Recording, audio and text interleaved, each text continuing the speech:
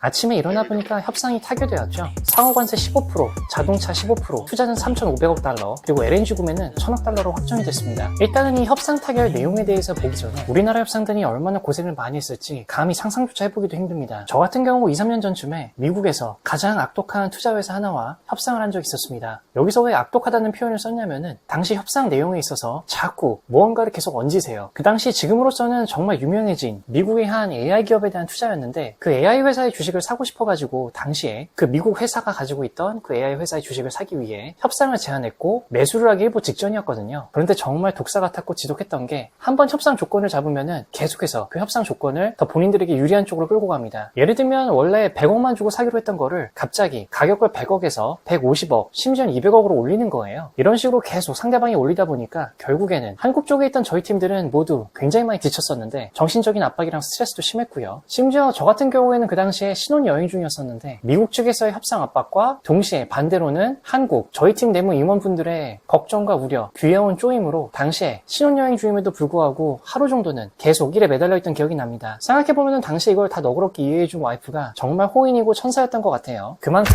미국 측과의 협상은 정말 어려웠고요. 물론 근본에 나라의 명운이 걸린 협상만큼은 아니었지만은 조금이나마 우리나라 협상단이 트럼프 협상단과 얼마나 큰 압박과 스트레스를 받으며 이번 결과를 이끌어내는지는 그 누구도 대신해줄 수 없고 상상조차 할 수 없을 겁니다. 자, 그래서 오늘의 이야기는 근본 결과가 잘했다 못했다 그거를 따진 이야기는 아니에요. 다만 현 시점에서 정확히 우리나라가 어떤 상황에 있는지 어떤 위치에 있는지 반추를 해보면서 향후 투자의 방향을 가다듬어 보려고 합니다. 전편에서 말씀드렸다시피 원래 한국은 근본에 타결된 상호관세 15%보다도 원래는 더 낮게 받아야 되는 그 위치에 있습니다. 궁금하신 분들은 전편인 트럼프 거래의 기술을 꼭 참조해주세요. 다만 미국 입장에서 이번에 굉장히 협상 전략을 잘 짰죠. 그리고 미국이 원했던 대로 베스트 케이스인 15%를 타결시켰습니다. 현재 공개된 정보 내에서 자동차 산업을 통해서 지금 이 이야기를 풀어드리자면은 한미 FTA 자유무역 협정이 예전에 우리나라 자동차 산업에 어떠한 변화를 가져왔는지 알아야 됩니다. 한미 FTA가 2012년에 발효가 되었었고요. 그 당시 우리나라 자동차 산업에 중요한 전환점을 만들어줬는데 FTA 체결 전에는 한국과 일본이 미국 시장에서 비슷한 조건을 가지고 있었는데 양국 모두 미국으로 수출하는 자동차에 대해 2.5%의 기본 관세를 부여받았었죠. 당시 일본의 브랜드 파워, 시장 점유율, 그리고 생산 규모 차이 때문에 일본이 한국을 월등히 앞선 상황이었습니다. 그런데 16년부터는 한미 FTA 자동차 관세 철폐 조항이 본격적으로 적용되면서 한국이 자동차 관세 0% 혜택을 받게 되었죠. 반면에 일본은 미국과 FTA를 체결하지 않았기 때문에 여전히 2.5% 관세를 부담했습니다. 이 2.5% 차이가 되게 작아 보이는데 실질적으로는 자동차 산업의 치열한 경쟁 환경에서는 엄청난 차이예요. 그 이후로 16년 이후부터는 한국의 대미 자동차 수출액이 373억 달러로 급증했고요. 일본은 399억 달러로 격차가 크게 줄어들었죠. 현대차와 기아의 미국 시장 점유율도 19년도 7.8%에서 25년도 상반기에는 10.9%로 늘어났습니다. 예를 들면 현대차 소나타의 미국 판매 가격이 26,900달러, 토요타 캠리는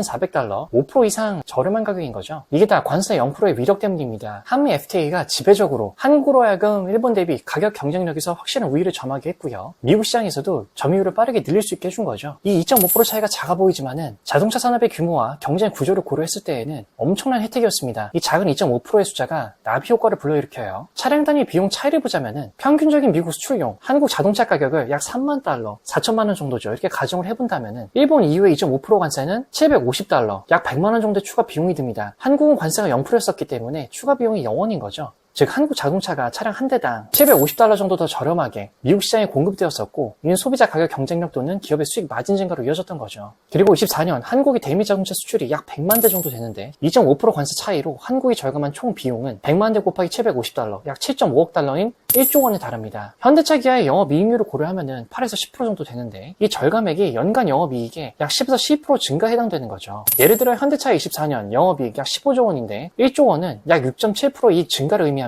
미국 시장은 특히 가격 민감도가 높아서 750달러인 100만원 차이는 소비자 선택에 영향을 크게 미칠 수밖에 없습니다. 현기차가 이 가격 우위로 24년 미국 시장 점유율을 약 10% 정도 유지를 하면서 일본의 도요타 14%, 혼다 9%랑 폭스바겐 4%와 경쟁을 했는데 특히 2만에서 4만 달러 정도 되는 그 중저가 세그먼트 여기서 도요타 캠리나 폭스바겐 제타보다 저렴한 가격으로 시장을 공략했던 거죠. 예를 들어 현대 소나타가 3만 달러고 도요타 캠리가 3만 750달러라면은 소비자는 한국차를 선택할 요인이 다분히 높은 거죠. 즉 관세 절감분인 750달러는 기업이 소비자 가격을 낮추거나 있습니다. 마진을 늘리거나, 즉 경쟁력을 강화하거나 재투자 여력을 확대하거나 또는 이 두 가지를 혼합해서 활용할 수 있었던 굉장히 훌륭했던 전략이었습니다. 현기차가 이 혜택을 활용해서 미국 내 마케팅, 광고나 프로모션, 현지 공장 투자, 알라바마나 조지아에 재투자를 하면서 시장 점유율을 확대했던 거죠. 즉 규모의 경제 측면에서 봤을 때에는 이 2.5%가 자동차 산업의 대량 생산 및 판매로 이익을 창출했던 겁니다. 100만 대 수출에서 2.5% 관세 절감은 1조 원 규모의 비용 절감이에요. R&D, 공장 확장, 가격 할인 등에 재투자되면서 경쟁력 강화에 굉장히 크게 이바지했던 거죠. 자, 그런데 이제는 한국이 일본과 EU와 동일한 15% 관세를 적용받게 됐습니다. 이제 앞으로 한미 FTA의 무관세 혜택이 상실이 되는데 우리나라가 16년부터 무관세 혜택을 누리면서 일본의 2.5%보다 유리한 조건에서 경쟁을 해왔는데 갑자기 15% 관세를 부여받으면은 기존의 경쟁 우위가 완전히 사라지는 거죠. 일본 역시도 15% 관세 부담이 있지만은 2.5%에서 올라가는 게 한국의 0%에서 15% 급등한 것보다는 충격이 조금은 덜하겠죠. 현대차 소나타가 26,900달러에서 15% 관세가 붙으면은 약 4,035달러, 560만 원 정도 추가 비용이 발생해요. 이 비용은 결국 가격 인상이나 아니면은 기업이 떠안아야죠. 마진 축소로 이어집니다. 그리고 같은 가격이고 가격이 별로 차이가 나지 않는다면은 도요타 캠리와 비교했을 때 조금 더 미국 소비자 입장에서 고민이 되겠죠. 한국 차를 살지 도요타 캠리를 살지. 물론 우리나라 자동차의 브랜드 파워도 많이 올라온 건 사실입니다. 하지만 과거에 상당히 매력적인 가격 혜택이 이제는 사라진다고 볼 수 있는 거죠. 한마디로 이 15% 관세가 현대차, 기아의 미국 시장 점유율 하락 가능성이 있고요. 소비자가 도요타나 폭스바겐 별로 이제는 차이가 나진 않지만은 조금 더 브랜드 가치가 있어 보이기도 하는 그런 차량 모델로 옮겨 탈 수도 있는 거죠. 즉 우리나라가 일본이랑 EU랑 균등하게 15% 관세면 그래도 꽤 괜찮지 않나? 이렇게 생각하실 수도 있지만은 결론부터 말씀드리자면은 원래 한국이 FTA로 무관세 혜택을 누리고 있었는데 그리고 일본 그리고 다른 경쟁 국가들을 추격을 했었죠. 이 15% 관세는 그 경쟁력을 이제는 완전히 녹여버리는 역할을 하는 겁니다. 근본에 4호 관세 바로 하루 전인 데드라인 직전에 타결이 된 한미 관세 협상은 전편에서도 계속 강조드렸다시피 트럼프 거래 기술에 따라 15%로 고정이 되어버렸고요. 이제는 트럼프의 선심 프레임으로 넘어가는 단계입니다.